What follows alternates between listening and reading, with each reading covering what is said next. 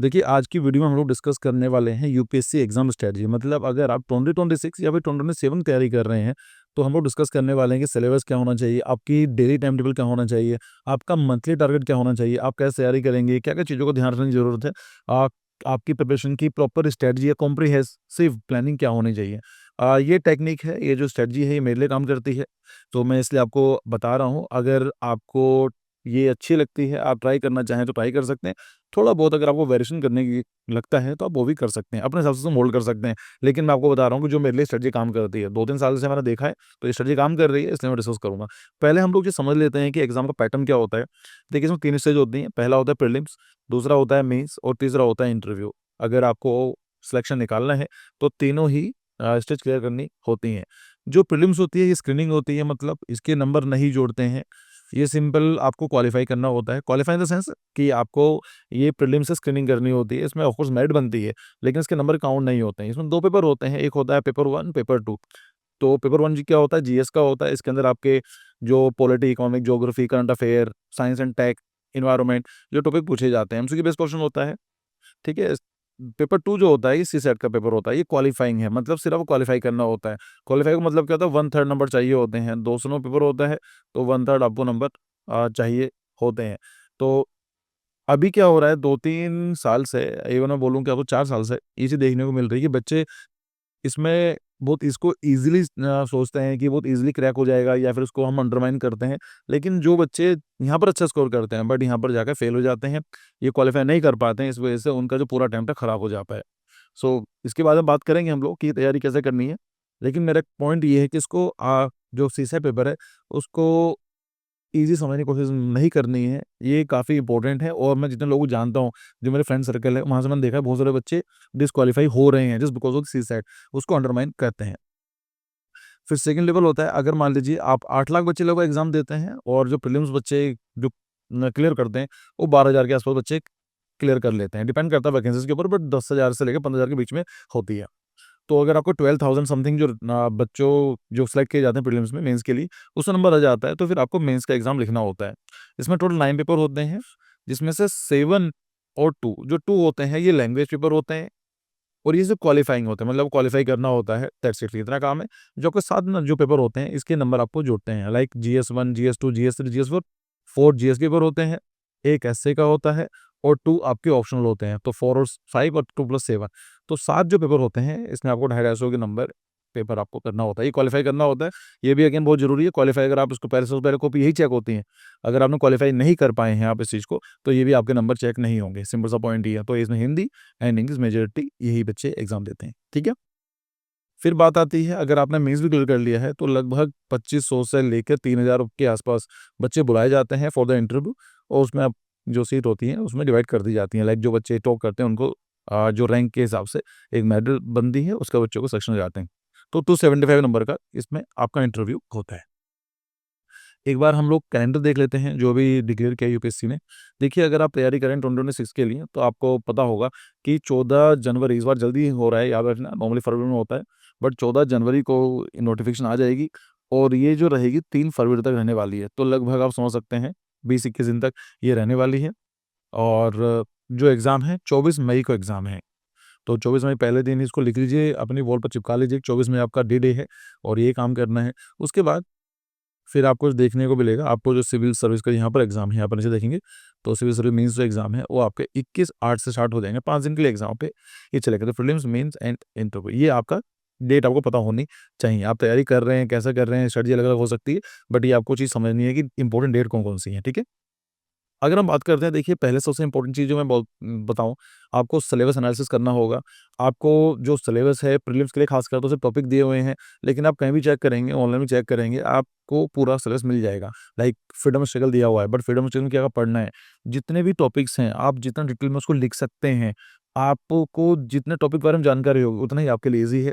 तो आपको हर एक सेक्शन को ब्रेक डाउन करना है, सब सेक्शन में लिखिए, सब टॉपिक में लिखिए, ठीक है? उसके बाद ही आप वो जो पढ़ाई करें करंट अफ़ेयर की, देखिए करंट अफ़ेयर मैं वीडियोज़ रेगुलर अपलोड करता रहता हूँ और अभी स्टार्ट किया है मैंने इनिशिएटिव, तो देखते हैं कि कैसे हम इसको कंटिन्यू करेंगे। लेकिन करंट अफ़ेयर का मतलब क्या है? आप जब स्टैटिक पढ़ते हैं, देखिए जो पेपर जो आपका सिलेबस है ना, उसमें आपका स्टैटिक होता है और आपका करंट से चीज़ें आती हैं। कुछ बच्चे करते हैं स्टैटिक पढ़ लेते हैं, करंट भूल जाते हैं। ये बच्चे करंट बोल लेते हैं, स्टैटिक को फोकस नहीं कर पाते हैं। बट एक्चुअली करना क्या है, आपको करंट और स्टैटिक दोनों को साथ में पढ़ना है। स्टैटिक आपको मजबूत होना ज़रूरी है, ये आपका फंडामेंटल है। ये फंडामेंटल, अगर आपको स्टैटिक्स क्लियर नहीं हो तो आप समझ ही नहीं पाएँगे कि क्या चल रहा है। बट जब अपने कोई करंट आप पढ़ रहे हैं तो उसको स्टैटिक्स से लिंक करना बहुत ज़्यादा ज़रूरी है कि अच्छा ठीक है, ये सब चीज़ें कहाँ-कहाँ पर हो रही हैं, क्या-क्या चीज़ें हो रही हैं। ठीक है? जैसे मान लीजिए अगर आप यमुना रिवर के बारे में पढ़ा था कुछ दिन पहले, तो यमुना रिवर आपको स्टैटिक पता होना चाहिए, कहाँ से ओरिजिनेट होती है, कहाँ पर ये गंगा से मिलती है, फॉरमोस्ट में सिटीज़ हैं। अब करंट क्या हो गया, इसमें क्या-क्या प्रॉब्लम आ रही है, क्या-क्या कमिटीज़ बनाई जा रही हैं, तो इस तरह से आपको लिंक करना होता है, स्टैटिक प्लस करंट आपको ये चीज़ देखनी होगी। So map news to the syllabus topic, create topic wise current affair folder, ठीक है? अब मैं एक वीडियो अक्सर बनाऊँगा कि नोट्स कैसे बनाने हैं, अगर आप मुझे बोलेंगे, वैसे बना ही दूँगा, बच्चे अभी कर रहे हैं, इसमें 6 सब्सक्राइबर कम ही है, तो मैं बना ही दूँगा, ठीक है? फिर आता है कि आपको प्रीवियस ईयर क्वेश्चन पेपर बहुत ज़्यादा ज़रूरी है। ये आप मार्केट में जाइए, पीवाईक्यूज़ की पीडीएफ मिल जाएगी, पीडीएफ बोल रहा हूँ मैं आपको, हार्ड कॉपी मिल जाएगी, पीडीएफ से बेटर है एक हार्ड कॉपी ले आइए और उसमें सब पेपर जो क्वेश्चन पेपर्स आते हैं उसको लिखते चले जाओ टॉपिक वाइज़ कि आप जो पढ़ रहे हो। देखिए मेरा मानना क्या है कि पता कैसे चलेगा आपकी प्रिपरेशन सही चल रही है, आपकी स्ट्रेटजी सही है, कोई भी चीज़ है। लेट्स से अगर आपने प्रेज़ेडेंट ऑफ इंडिया पढ़ा है, ठीक है? ये मान लेते हैं सैंपल में टॉपिक ले लिया। आपने पढ़ लिया है।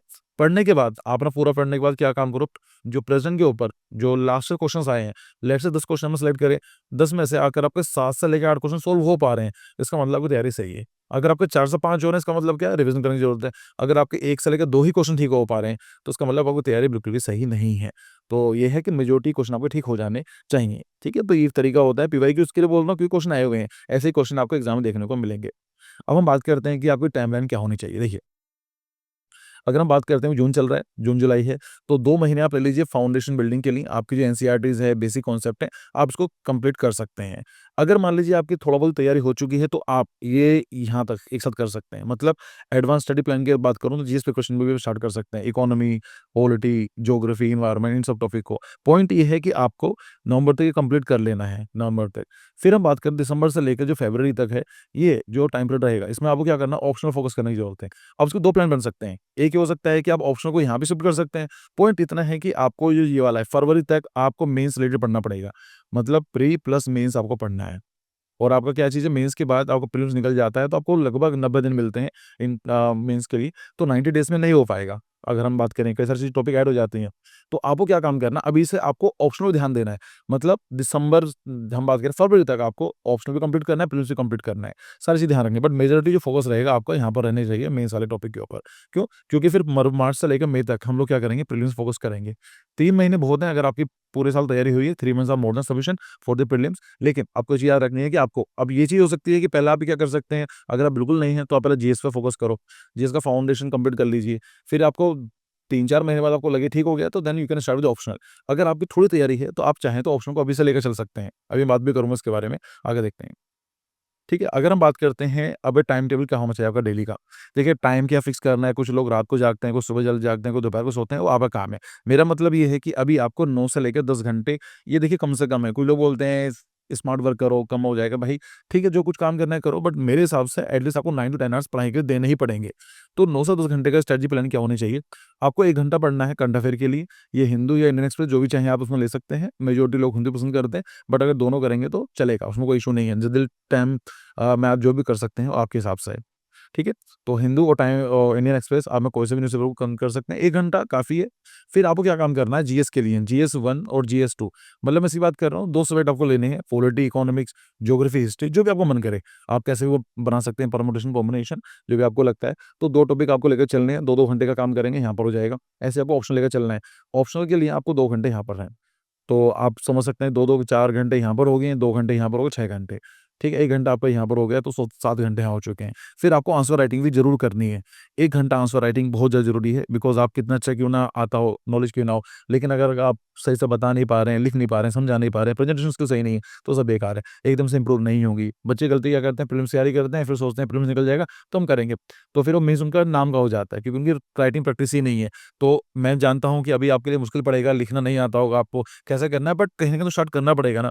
जब मैंने लाइफ़ का पहला मेंस लिखा था, था, जब मैंने एक क्वेश्चन आया था गवर्नर के ऊपर, तो आई टूक 45 मिनट्स, लाइक मॉक टेस्ट की बात कर रहा हूँ। तो पहला एक क्वेश्चन जवाब देने में 45 मिनट लगे थे कम से कम।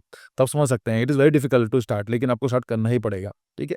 फिर आपको जब भी हो 1 घंटा रिवीजन के लिए ज़रूरी है, क्योंकि आपने जो कुछ पढ़ा हुआ है उसको रिवाइज़ नहीं करेंगे। अच्छा, इतना नहीं है कि आपने जो आज पढ़ा उतना ही रिवाइज़ करना है, नहीं। आपको 2-3 दिन पुराना जो मन करे वो रिवाइज़ कर सकते हैं आप, बट आपका रिवीजन होना बहुत ज़रूरी है।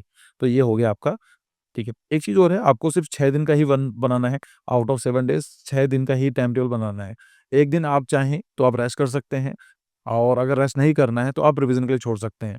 ये ऐसा कर सकते हैं कि एक दिन आपकी जो पढ़ाई ठीक से नहीं हुई होगी, हो सकता है कोई रिलेटिव आ गई है, पढ़ाई नहीं हो पाई, तबीयत खराब हो गई है, तो आप उस दिन को रिज़र्व हो सकते हैं, क्योंकि उस दिन आप ये काम करेंगे, ठीक है? तो ये भी आपके लिए चीज़ें हैं। अब बात आती है how to make short notes. इसको हम साइनॉप्सिस बोलते हैं। कि हमने जो पढ़ लिए हैं, अगर मान लीजिए आपके पास एक पीडीएफ है या किसी के नोट्स हैं, अगर आप सेम कॉपी कर दोगे तो फ़ायदा क्या हुआ? लाइक सेम ही चीज़ रह गई। तो हमारे नोट्स ऐसे होने चाहिए कि वो छोटे नोट्स हों, आपको सिर्फ़ याद दिलाने के लिए होते हैं। जैसे आपने देखा होगा कि जब हम लोग प्रेज़ेंटेशन देते हैं तो हमारे प कीवर्ड्स लिखे होते हैं, and then we only present. ऐसे आपको नोट्स बनाने हैं। इसको बताऊँगा अभी, आप ऑनलाइन मतलब आपको डिजिटल या फिर अपने हार्ड कॉपी में कैसे बना सकते हैं, but I will make a new video for this topic. तो ये आपको ध्यान रखना है। फिर आगे बात करते हैं कि आपको करंट अफेयर देखना है। करंट अफेयर के लिए हमें हिंदू हो गया, इंडियन एक्सप्रेस हो गया। स्टैंडर्ड रेफरेंस के बारे में बात करें तो लक्ष्मीकांत, रमेश सिंह, जेसी लियोंग और संजीव वर्मा, ये बहुत सारी चीज़ आपको मिल जाएँगे। देखिए, resources is not the key, revision is the key. Resources आज के टाइम के अंदर बहुत ज़्यादा अवेलेबल है, इससे मैंने बताया भी नहीं है। लाइक कुछ वो नहीं है, जो भी आपको लगता है आप अपनी मर्ज़ी से ले सकते हैं। जो बेसिक स्टैंडर्ड बुक है वो अवेलेबल है, आप चेक कर सकते हैं, उनको ही लेकर आइए, दैट्स इट। ज़्यादा रिसोर्सेज़ फोकस करने की ज़रूरत नहीं है। आपके पास हिस्ट्री की बुक है, हिस्ट्री को पूरा कंप्लीट कर लो, उसी से पढ़ लो। उसके बाद पहले रीडिंग कंप्लीट तो करो, उसके बाद अब देखना कि आपको कुछ और ऐड करना नहीं करना है। ठीक है, बच्चे गलती करते हैं, पहले दिन ही 10 किताब किसी ने बोल दी उठा के ले आएँगे, वो खुलती भी नहीं है आपके एंड तक आते। तो कम रिसोर्सेज़ कम से स्टार्ट करो, आगे जब आपको लगे ज़रूरत है तो आप उसको अपडेट करते रहना, क्या दिक्कत है? करंट अफेयर के लिए वही है, 30 टू 45 मिनट न्यूज़पेपर काफ़ी है, और टॉपिक वाइज़ नोट बनाना बहुत ज़रूरी है। एक चीज़ और है, आपको नोट्स बनाने ज़रूरी हैं फॉर द करंट अफेयर। अगर आप नोट्स नहीं बनाएँगे तो आप मान के चलिए बेकार हैं। आपको लग रहा है कि मुझे आता है, करंट अफेयर आपने पढ़ लिया है, लेकिन अब अगर आप भूलेंगे 3-4 दिन के बाद ही आप उसको भूल जाएँगे, तो आपको एक नोट्स बनाना ज़रूरी है, जिससे कि आप उसको रिवाइज़ कर पाएँ। नोट्स का मतलब आपको जो इंपॉर्टेंट कीवर्ड्स हैं वो आपको देखने हैं, कोई आर्टिकल न्यूज़ में है, कोई प्लेस न्यूज़ में है, कोई पर्सनल न्यूज़ में है, कोई कमिटी न्यूज़ में है, कोई रिपोर्ट आई है, कोई भी चीज़ आपको नोट्स बनाने हैं, ठीक है? टॉपिक वाइज़ नोट्स होने चाहिए। मंथली रिवीजन करना ज़रूरी है, तो आपका जैसे मैं बताऊँगा नोट्स कैसे बनाने हैं अगली वीडियो में। तो आपको नोट्स बन गए, आपको सिंपल एक फ़ाइल मेंटेन करनी है 1 महीने की। तो ये मान लीजिए जनवरी का, ये फरवरी का, ये मार्च का है। आपको रिवाइज़ करते रहना है, तो आपको करंट अफेयर एकदम से इम्प्रूव हो जाएगा, ठीक है? और बाकी जो आपके इसको लिंक करना ज़रूरी है। आप जो कुछ पढ़ रहे हैं, उसका देखो कि ऐसा कौन-सा टॉपिक है जो स्टैटिक सिलेबस में काम आता है, उसको वहाँ से रिवाइज़ कर लो, लिंक कर दो आप उस चीज़ के लिए। ये आपके आंसर राइटिंग बहुत हेल्प करने वाला है। आंसर राइटिंग की बात करें तो देखिए, आपको रिक्वायरमेंट समझनी पड़ेगी कि स्टडी म जो मार्किंग स्कीम क्या है, क्वेश्चन क्या पूछा गया है, वही आपको जवाब देना है। ऐसा तो नहीं कि आप पूछा कुछ और जा रहा है, आप बता कुछ और रहे हैं, ठीक है? ये अगेन ये रेगुलर प्रैक्टिस का गेम है, ये एक दिन में इम्प्रूव नहीं होगा, it will take time, it will not improve in 1 और 7 और 1 मंथ। आपको कंटिन्यूअसली मेहनत करनी पड़ेगी, 3 महीने, 6 महीने, 1 साल, 2 साल, लगातार मेहनत करते हो जाकर आपकी राइटिंग स्किल्स इम्प्रूव होते हैं। बाकी आप एक टेस्ट से जॉइन कर सकते हैं, मैं नाम नहीं लूँगा किसी का भी, जो भी चाहे। अगर टेस्ट से नहीं जॉइन कर पा रहे हैं, तो आप कमेंट सेक्शन में इसका लिख सकते हैं, या फिर आप इसको अपने फ्रेंड को दिखा सकते हैं, कोई भी हो, या आप किसी चेक करने के बोलेंगे, तो फिर आप कहीं से भी चेक कर सकते हैं। मतलब पॉइंट इज़ कि आपको फीडबैक लेना ज़रूरी है, और इम्प्रूवमेंट करने की ज़रूरत है। देखते रहिए कि कहाँ पर आप इम्प्रूव कर रहे हैं, नहीं कर रहे हैं। लाइक अभी मैं आपको बोलूँगा कि आपके पास लेट्स से क्वेश्चन आया है, कोई भी आ सकता है, तो उसको आप लिखने की कोशिश करो। आप ओपन बुक एग्ज़ाम दे दो, कोई दिक्कत नहीं है। ऑनलाइन चेक कर लो, कुछ चीज़ करनी है। टाइम की मत सोचो, जितना टाइम लग रहा है क्वेश्चन लिखने की कोशिश करो। बट आफ्टर सम टाइम आप क्या काम करो, आपको टाइम थोड़ा कम करने की कोशिश करो। देखो कितना टाइम लग रहा है, अगर आपको आधा घंटा लग रहा है तो try to do in 10 minutes, 15 minute, 20 minutes. धीमे-धीमे कम करने की कोशिश करनी है। तो ये आपको इम्प्रूवमेंट देखने की ज़रूरत है, ऐसा नहीं कि आप सेम चीज़ रिपीट करे जा रहे हैं, ठीक है? फिर आता है कि ऑप्शन सब्जेक्ट फिट एरिया, तो आप लोग जानते हैं उसके लिए क्या है, एक ऑप्शन सेलेक्ट करना पड़ेगा आपको। तो भाई क्या चीज़ें आपका इंटरेस्ट सबसे इंपॉर्टेंट चीज़ें हैं।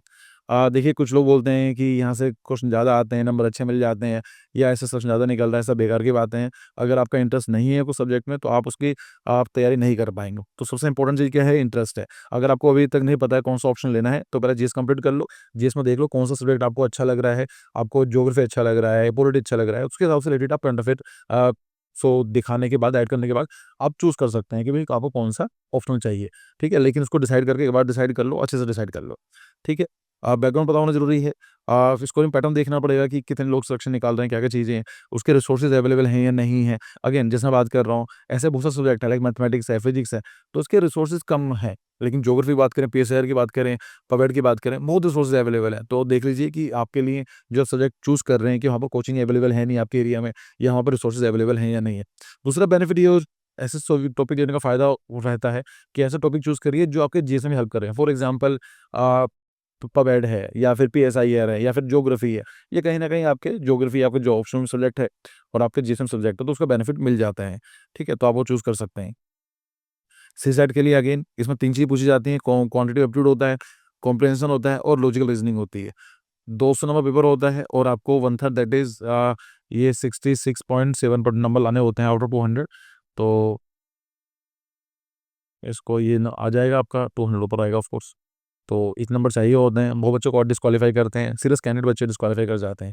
तो प्लीज़ मेक श्योर कि आपको ये सब आना चाहिए, टाइम मैनेजमेंट बहुत ज़रूरी है, अभी से तैयारी करना ज़रूरी है। अगर आपको सीसैट में डर लगता है, तो मैं आपको सजेस्ट करूँगा कि एवरीडे 30 टू 1 आवर आपको 30 मिनट टू 1 आवर आपको देना चाहिए अभी से ही। बच्चे गलती क्या करते हैं कि पहले जीएस कर लेते हैं, टाइम टेबल मेंटेन नहीं कर पाते हैं। देखो, एक-एक दिन हम काम करते हैं ना, तब जाके आप में इम्प्रूवमेंट होता है। बाकी जो कुछ बच्चे गलती करते हैं, वो क्या है, रिसोर्सेज़ ओवरलोड होते हैं, किसी ने कुछ बोल दिया, मैंने कुछ बता दिया, किसी और ने कुछ बताया, वो सब रिसोर्स उठा के ले आए, पीडीएफ की आपने हार्ड डिस्क भर रखी है, भाई कोई फ़ायदा नहीं है उसका। रिसोर्सेज़ कम से कम रखो, 1 किताब या मैक्सिमम 2 किताबें ठीक है, एक टॉपिक के ऊपर दैट्स इट, इतना ही है आपको, ठीक है? इतना काम करना है, तो following 2 many resources never works. Skipping basic, आपको एनसीईआरटी को इग्नोर मत करना, फंडामेंटल को इग्नोर मत करना। ये नहीं है कि किसी ने बताया कोचिंग है तो वहाँ लगा रखी है। भाई आपको बेसिक चीज़ आपको जानकारी होनी ही चाहिए। अगर आपको फंडामेंटल क्लियर नहीं है तो आप आगे नहीं कर पाएँगे। रिवीज़न अगेन बहुत ज़रूरी है, इससे मैंने बोला है कि एक दिन आप रिवीज़न का रखें और 1 आवर डेली का आपको रिवीज़न डे रखना ही रखना है। अगर रिवाइज़ नहीं करोगे सब भूल जाओगे। ये हमारा सिंपल है कि हमारी मेमोरी खत्म होती चली जाती है, जितना टाइम बीतता है। आंसर राइटिंग आपका प्रीलिम्स का एक बहुत बड़ा टारगेट होता है डेफिनिटली, लेकिन ये मेन टारगेट नहीं है। आपको मेंस निकालना है, इंटरव्यू अलग चीज़ है, बट मेंस में नंबर आपके जो अच्छे स्कोर पे जा रहे हैं, मेंस में किए जाते हैं और मेंस का काम क्या होगा? राइटिंग प्रैक्टिस होगा। तो जितना राइटिंग प्रैक्टिस करेंगे आप, डेली के 2 क्वेश्चन, 3 क्वेश्चन, 5 क्वेश्चन करेंगे, तो वो बेनिफिट आपको मिलेगा ही मिलेगा। ठीक है? बाकी एट द सेम टाइम मैं सजेस्ट करूँगा कि अपनी हेल्थ का और वेल-बीइंग का ध्यान रखने की ज़रूरत है। फिजिकल फिटनेस ज़रूरी है, 30 मिनट की डेली एक्सरसाइज करना ज़रूरी है, जिससे आप फोकस इंप्रूव हो सके, अटेंशन हो सके। वॉक कर सकते हैं, बेसिक जिम कर सकते हैं, एक्सरसाइज कर सकते हैं, योगा कर सकते हैं। जो भी आपको सूट करता है वो काम करें, but give some time for your physical fitness. Mental wellness के लिए भी ज़रूरी है, मेडिटेशन हो गया है, स्ट्रेस मैनेजमेंट टेक्निक है, आप मसाज वगैरह हो सकते हैं, गाने सुन सकते हैं, रेस्ट कर सकते हैं। तो ये सब ज़रूरी है, don't take too much stress. Study life balance ज़रूरी है कि ब्रेक लेना ज़रूरी है, अपने फैमिली को टाइम दीजिए, अपने दोस्तों को टाइम दीजिए, सोशल टाइम दीजिए, आप जो भी हॉबी है आपकी, थोड़ा बहुत टाइम निकालने की ज़रूरत है। अगर लाइक आपको पेंटिंग पसंद आती है, फोटोग्राफी पसंद आती है, गाने गाना अच्छा लगता है, सुनना अच्छा लगता है, थोड़ा टाइम निकालिए उसके लिए। और 7-7 घंटे आपको सोना ज़रूरी है। कुछ बच्चे क्या करते हैं 18 घंटे बोलेंगे पढ़ाई करनी है, बट उसका फ़ायदा नहीं है। आपको क्वालिटी मेंटेन करनी है, क्वांटिटी ठीक है, but at the same time you have to focus on the quality. अगर क्वालिटी नहीं है तो उसका कोई फ़ायदा नहीं है। तो इन सब चीज़ों के लिए हैं। बाकी अगेन ये स्ट्रैटेजी मेरे लिए काम करती है, तो हो सकता है कि आपके लिए इतने अच्छे काम ना करें या और अच्छे काम करें। तो थोड़ा बहुत अपने टाइम के हिसाब से एडजस्ट वगैरह कर सकते हैं। जो मुझे बताना था आई थिंक मैंने बताने की कोशिश की है और मैं एक वीडियो बनाऊँगा जिसके अंदर हम डिस्कस करेंगे नोट्स कैसे बनाने हैं और वीडियो पसंद आई हो तो प्लीज़ लाइक कीजिए, सब्सक्राइब कीजिए। मैंने ये चैनल बनाया है रैंडमली और मैंने किसी को बताया भी नहीं है कि सब्सक्राइब करो, लाइक किसी से कुछ नहीं है। मैं चाहता हूँ कि बस ऑटोमैटिकली बच्चे ऐड हों इसमें। सो प्लीज़ सपोर्ट कर दीजिए अगर आपको लगता है तो। ठीक है, thank you for your time. Bye.